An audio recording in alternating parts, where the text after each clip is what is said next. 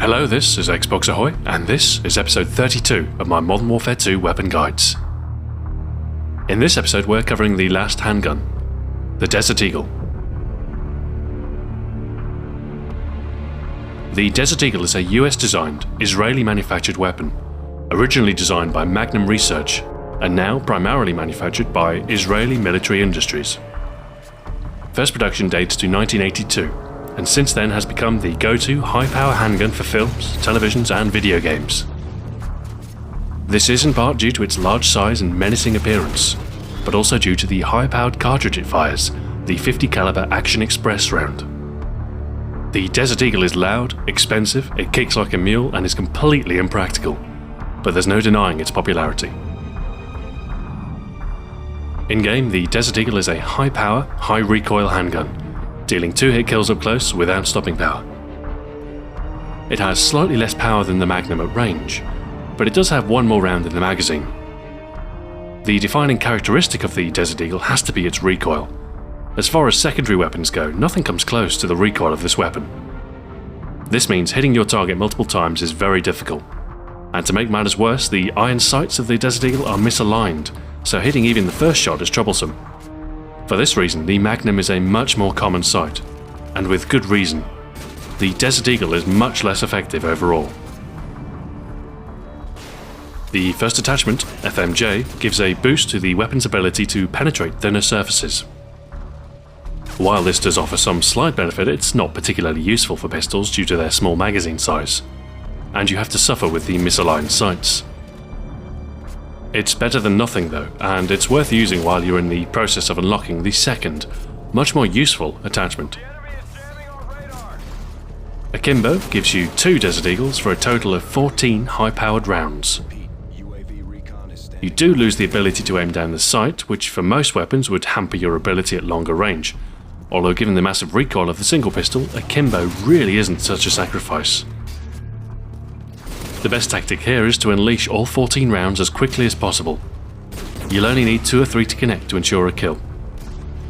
Up close it's very effective, and you can usually kill out to middle ranges too. The final attachment, the tactical knife, actually fixes the misaligned iron sights, although the heavy recoil is still present. It's marginally easier to hit a target, and with practice you can normally ensure your first connects. But follow-up shots are still very difficult unless you're close to the target. I'd strongly recommend sticking to Akimbo when using the Desert Eagles. Although the recoil of the single pistol can be managed to a certain degree, the rate at which you can fire accurately completely negates the high damage when compared to the other pistols. With Akimbo, you can just unload in the general direction of the enemy, and with enough shots, you're bound to hit something.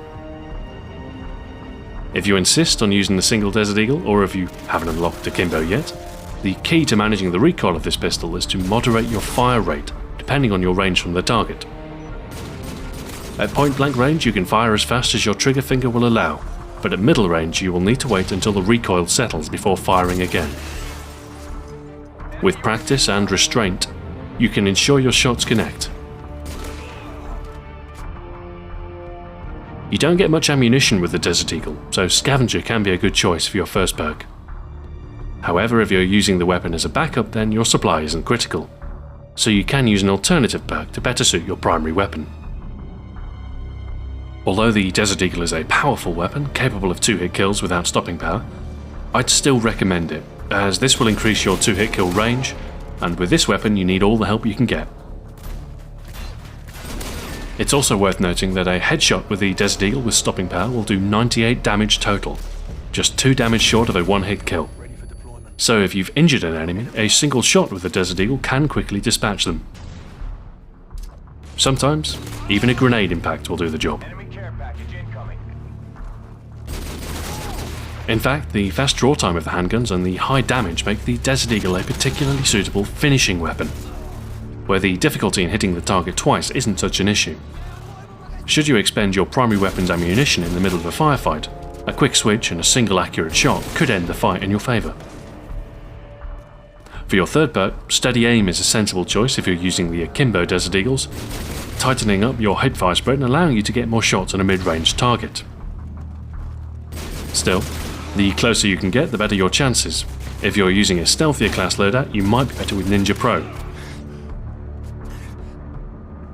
The Desert Eagle is by far the least controllable handgun in game, and as far as reliable kills are concerned, you'd be a lot better off with another choice. Akimbo makes up for some of the shortcomings and is a deadly configuration in its own right, but there's no compelling reason to use the single Desert Eagle over the Magnum. It does have a reputation for its poor performance though, and as such it can be used as a humiliation weapon when the situation permits.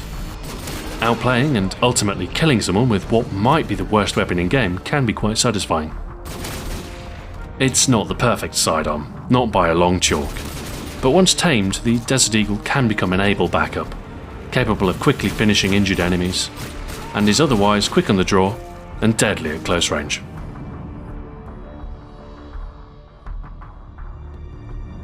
Thanks for watching. This has been Xbox Ahoy. Join me next time when I'll be covering the FAL. Farewell for now.